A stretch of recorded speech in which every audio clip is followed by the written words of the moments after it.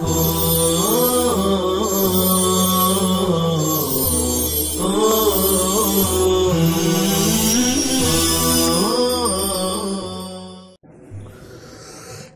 الله الرحمن الرحيم.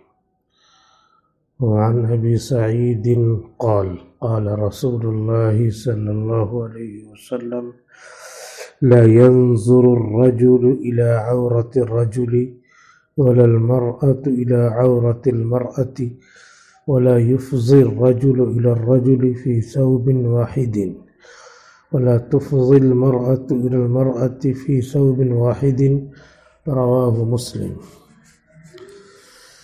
حضرت ابو سعید خدری رضی اللہ عنہ سے منقول ہے، کہتے ہیں کہ رسول اللہ صلی اللہ علیہ وسلم نے ارشاد فرمایا کہ آدمی کوئی کسی دوسرے آدمی کے سطر کی طرف نہ دیکھا کرے، سطر کی طرف نظر نہ کرے۔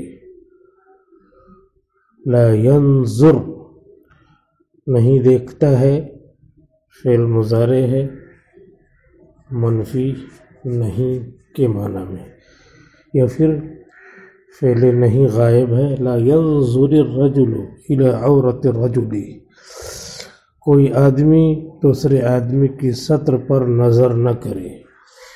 ولا المرأة الى عورت المرأة، اور نہ کوئی عورت کسی دوسری عورت کے سطر پر نظر کرے۔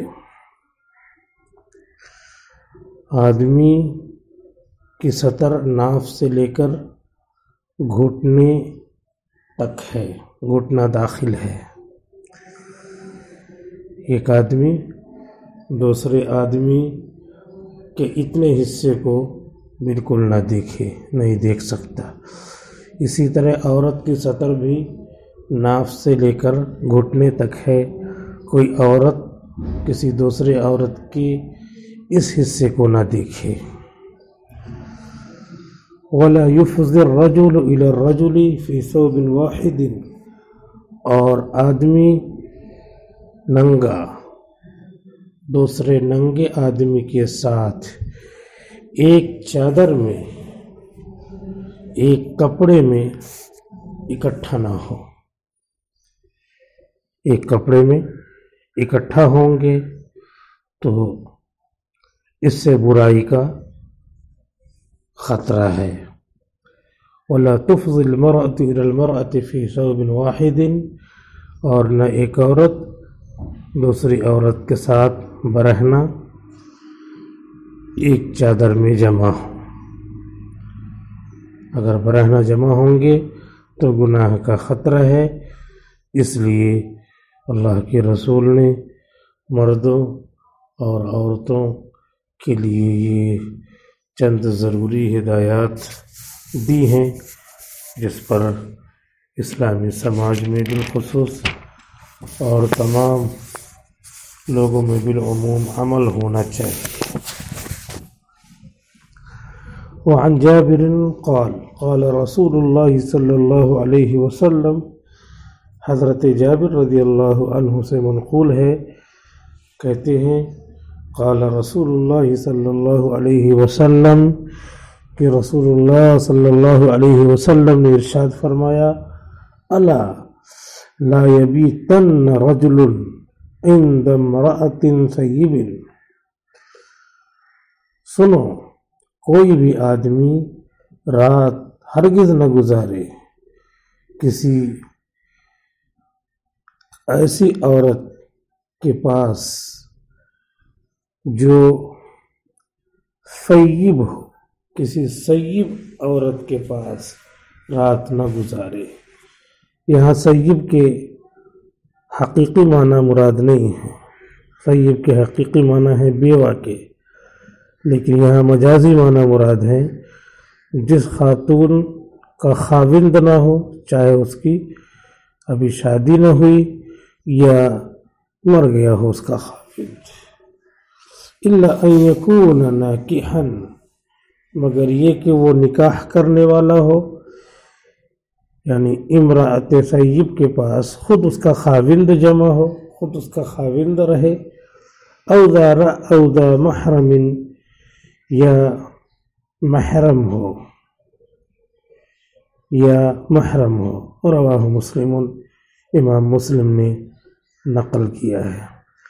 لہذا ایک ساتھ تنہائی میں جمع ہونا مرد کا عورت کے ساتھ یہی غلط ہے۔ آگے نظر نیچے کر کے جمع ہونا جائز ہو یا مرد صالح کے لیے جائز ہو، ایسا نہیں ہے، جائز ہی نہیں ہے۔ چنانچہ حج کرنے کے موقع پہ جب جاتے ہیں تو بلڈنگ میں ٹھہرتے ہیں، وہاں لفٹ میں بعض مرتبہ تنہائی ہوتی ہے کہ کوئی خاتون حج کرنے کے لیے آئی، اکیلے ہو، ہم بھی جو ہے اس میں شامل ہو گئے، تو یہ تنہائی ہو گئی۔ تو یہ تنہائی ہی ناجائز ہے۔ ہم کو تھوڑا انتظار کرنا چاہیے کہ ہم دوسرے کے ساتھ چلے جائیں گے، یا اس کے ساتھ 2-3 اور لوگ ہوں، ایک آدھ اور لوگ ہوں، تو تنہائی نہ ہونے پائے تو جائز ہوگا۔ وعن عقبۃ بن عامر قال، عقبہ ابن عامر رضی اللہ عنہ سے منقول ہے، کہتے ہیں قال رسول اللہ صلی اللہ علیہ وسلم، حضور صلی اللہ علیہ وسلم نے ارشاد فرمایا، ایاکم والدخول علی النساء، عورتوں کے پاس جانے سے بچو، عورتوں کے پاس جانے سے بچو، تحذیر۔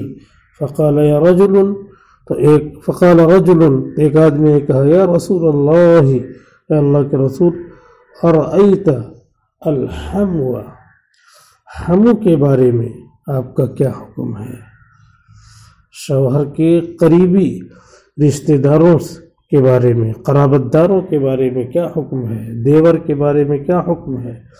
قال الحمو الموت، آپ صلی اللہ علیہ وسلم نے فرمایا کہ حمو تو موت ہے، دیور تو موت ہے، جس کا مطلب یہ ہے کہ جس طرح موت انسان کی ظاہری حیات اور دنیاوی حیات کو ختم کر دیتی ہے، اسی طرح حمو اور دیور کا عزلت میں، خلوت میں غیر محرم عورت کے پاس رہنا، جانا، اس کی مذہبی، اخلاقی اور دینی زندگی کو ہلاکت و بربادی کی کھائی میں پھینک دیتا ہے۔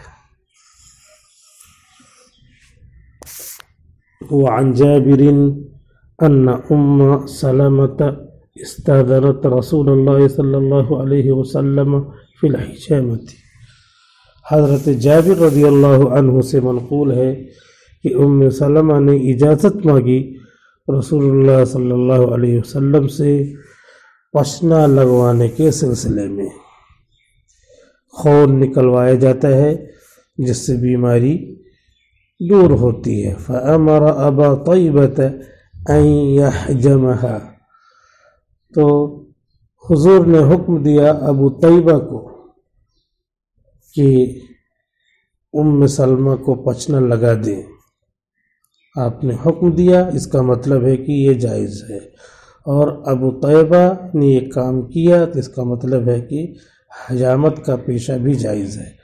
قال حسبت انه كان اخاها من الرضاعۃ، راوی کہتے ہیں کہ میرا گمان ہے کہ ابو طیبہ ام سلمہ کے رضائی بھائی ہوں گے، او غلاما لم يحتلم، یا ابھی نابالغ بچے ہوں گے جن کو حجامت کا پیشہ آتا ہوگا۔ یہ دو توجیہیں ذکر کر دیں کہ غیر محرم کے ساتھ اکٹھا ہونا، علاج کرنا، حجامت، پشنا لگانا یہ جائز نہیں ہے۔ تو جواز کی شکل بتائی کہ یا تو نابالغ تھے وہ اور یا رضائی بھائی تھے، جس سے اب آپ کا حکم دینا اور بے پردگی کے معاملے کی مشکل کو حل کرنا، یہ ان دو توجیہوں سے معاملہ حل ہو جاتا ہے۔ وعن جریر ابن عبداللہ قال، حضرت جریر ابن عبداللہ رضی اللہ عنہ سے منقول ہے، کہتے ہیں فسألت رسول اللہ صلی اللہ علیہ وسلم، میں نے پوچھا رسول اللہ صلی اللہ علیہ وسلم سے، عن نظر الفجاءۃ، اچانک نظر پڑ جانے کے بارے میں، کہ اچانک کسی عورت پہ نظر پڑ جائے تو کیا حکم ہے؟ فامرنی، تو آپ نے مجھے حکم دیا، ان اصرف بصری، کہ میں اپنی نظر فوراً ہٹا لوں، ان اصرف بصری، کہ جیسے ہی نظر پڑی نظر ہٹا لیا تو یہ جائز ہے، نظر پڑی اور پڑھائے رکھا دیکھتے رہے تو یہ ناجائز ہے۔ رواہ مسلم، امام مسلم نے اس کو نقل کیا ہے۔ قرآن شریف میں بھی آیا ہے، قل للمؤمنین یغضوا من ابصارہم ویحفظوا فروجہم ذلک ازکی لہم ان اللہ خبیر بما یصنعون۔ اللہ تعالی عمل کرنے کی توفیق عطا فرمائے۔ والسلام علیکم ورحمۃ اللہ وبرکاتہ۔